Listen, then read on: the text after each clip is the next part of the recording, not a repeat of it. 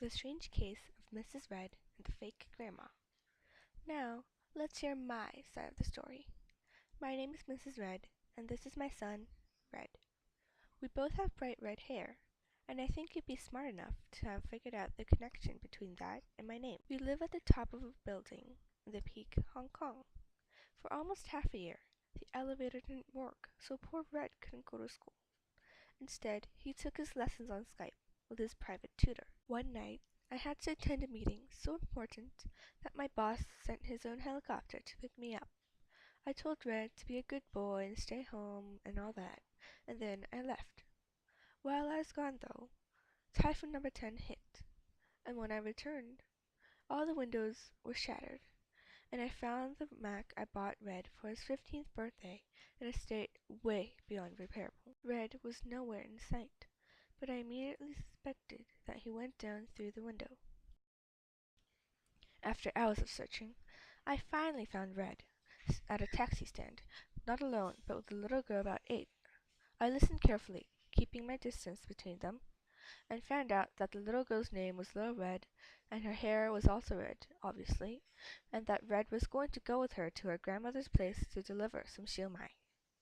I thought for a while, and soon enough a plan formed in my mind.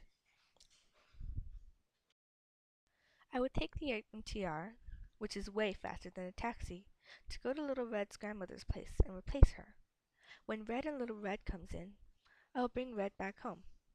For the entire MTR trip, I thought about Red and Little Red on a taxi, going through the congested roads of Central and Kowloon at rush hour. When I arrived, I gave Little Red's granny a different address for her to go to, and dug into a wardrobe and dressed in her clothes, completed with a white wig, slippers, and a half-knitted sweater on my lap. A while later they came, and I saw Little Red's head peek through the front door. "Granny, we're here." She looked at me and then asked again, "Granny, what big eyes you have." "That's not very nice," I scolded. "Granny, what big hands you have." "How rude."